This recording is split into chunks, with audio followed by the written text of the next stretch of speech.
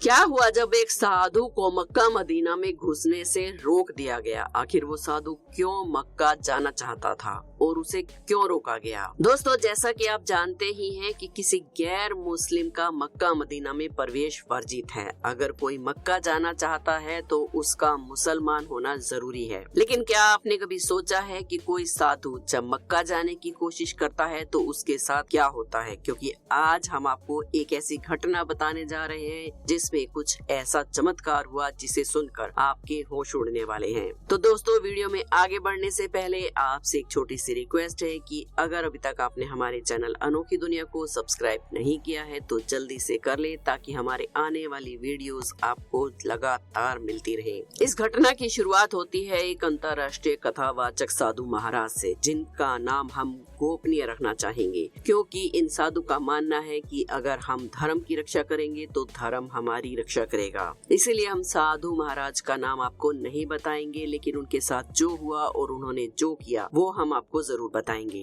दोस्तों, ये बात है साल 2020 की, जब साधु महाराज अलग अलग देशों में अलग अलग शहरों में जाकर अपनी कथा किया करते थे। लेकिन जब उन्हें पता चला कि इस्लामिक देशों में हिंदुओं की स्थिति बहुत बुरी है, वहाँ पर हिंदू धर्म वालों के साथ गलत व्यवहार किया जाता है, तो ये सारी बातें उनसे सही नहीं गई और उन्होंने निश्चय किया कि वो अलग अलग इस्लामिक देशों में जाएंगे और वहाँ पर मौजूद थोड़े बहुत जो हिंदू लोग हैं उन्हें अपने धर्म के प्रति जगाएंगे, ताकि वो भी इस्लामिक देशों में रहने के बावजूद भी एक हिंदू की तरह जिंदगी जी सके। ठीक उसी तरह जैसे भारत जैसे देश में अलग अलग जाति धर्म के लोग अपनी जिंदगी जी रहे हैं। यहाँ पर किसी को भी कोई रोक टोक नहीं है। लोग अपने धर्म के हिसाब से अपनी जिंदगी जीते हैं और जिस धर्म की चाहे प्रैक्टिस कर सकते हैं। फिर हिंदुओं को भी दूसरे देशों में जाकर बदलना नहीं चाहिए, बल्कि अपने ही धर्म के अनुसार अपनी जिंदगी जीनी चाहिए। इसी बात को समझाने के लिए साधु बाबा ने सभी अलग अलग देशों में जाकर रामायण और महाभारत की कथाएं की।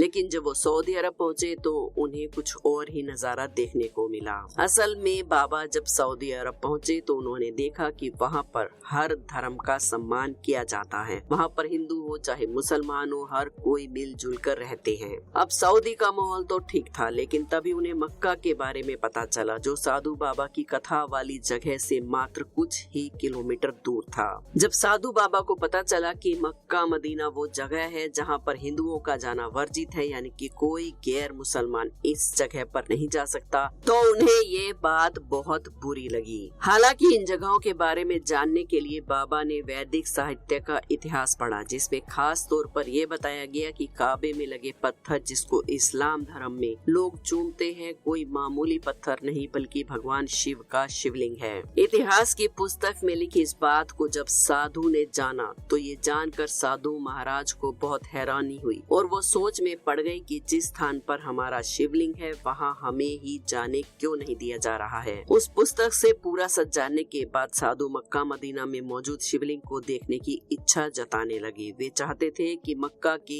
इस शिवलिंग को वो भी देखें और जाने कि आखिर क्यों यहाँ के लोग गैर मुसलमानों को अंदर नहीं जाने देते और इस शिवलिंग को लोग इतना ज्यादा क्यों मानते हैं। और इन्हीं सारी बातों को जानने की जिज्ञासा में साधु ने सबसे पहले तो एक मुस्लिम शख्स का वेश धारण किया और मक्का मदीना के लिए रवाना हो गए। लेकिन जब वो मक्का मदीना पहुंचने वाले थे तभी कुछ किलोमीटर दूर पहले चेकिंग के लिए एक गार्ड ने उनके हाथ पर ओम का निशान देख लिया। इस निशान को देखने के बाद गार्ड तुरंत समझ गया कि ये कोई मुस्लिम नहीं बल्कि एक हिंदू शख्स है, इसलिए उन्हें मक्का मदीना के अंदर जाने से रोक दिया गया। लेकिन साधु महाराज चुपचाप वहां से नहीं गए, बल्कि उन्होंने गार्ड से कहा कि यहाँ पर हमारा शिवलिंग मौजूद है, तो फिर तुम हमें अंदर जाने से कैसे रोक सकते हो। साधु की बात सुनने के बाद सुरक्षा कर्मी ने उन्हें पुलिस के हवाले कर दिया। थोड़ी देर तक जांच पड़ताल चली, लेकिन बाद में साधु महात्मा को छोड़ दिया गया, क्योंकि वे एक प्रसिद्ध साधु महात्मा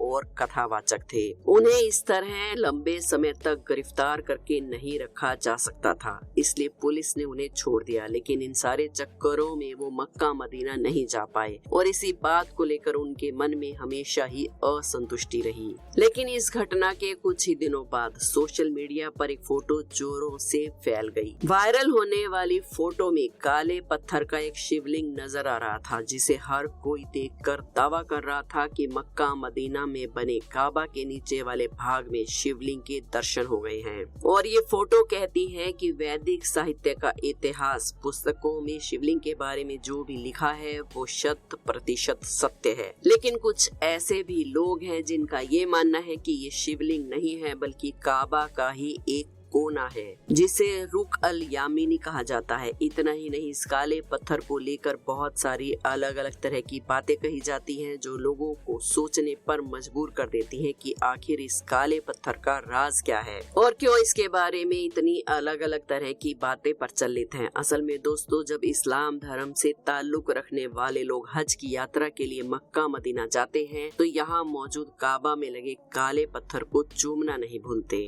कहा जाता है कि इस काले पत्थर को चूम कर जो कोई भी दुआ मांगी जाए वो पूरी हो जाती है। ये काला पत्थर काबा के पूर्वी कोने में लगा हुआ है और एक बहुत ही पवित्र पत्थर है। ऐसा माना जाता है कि ये पत्थर आदम यानी कि एडम और हवा यानी कि ईव के जमाने के हैं, जिन्हें दुनिया का पहला आदमी और औरत माना जाता है। कहा जाता है कि ये काला पत्थर इस्लाम के उदय से पहले से ही पवित्र है। ये भी माना जाता है कि ये पत्थर शुरुआत में पूरा सफेद रंग का था, लेकिन जिसने इस पत्थर को छुआ और चूमा उसके पापों का भार उठाने की वजह से इसका रंग काला हो गया।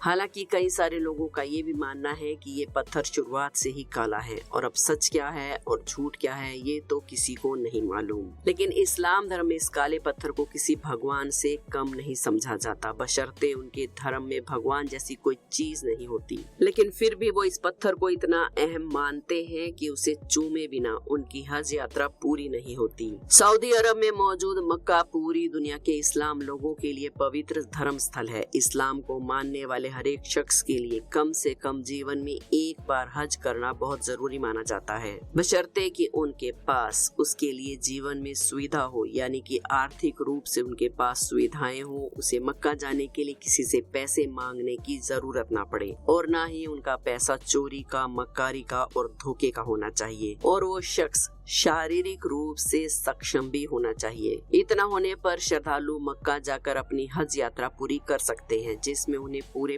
5 दिन मक्का में बिताना होता है। हज की यात्रा के दौरान इन रस्मों का बहुत ही महत्व होता है। तो दोस्तों, देखा आपने किस तरह अगर कोई हिंदू काबा के अंदर जाना चाहे तो वो नहीं जा सकता, किसी न किसी तरह से उसे रोक दिया जाता है। लेकिन इन साधु महाराज के अंदर जाने के बाद कुछ ऐसा हुआ जिसने सबको हैरान करके रख दिया। अब आपका इस बारे में क्या कहना है हमें कमेंट्स में जरूर बताएं और हमारे चैनल अनोखी दुनिया को सब्सक्राइब करके बेल आइकन को प्रेस करना बिल्कुल ना भूलें। कमेंट्स में हर हर महादेव जरूर लिखें।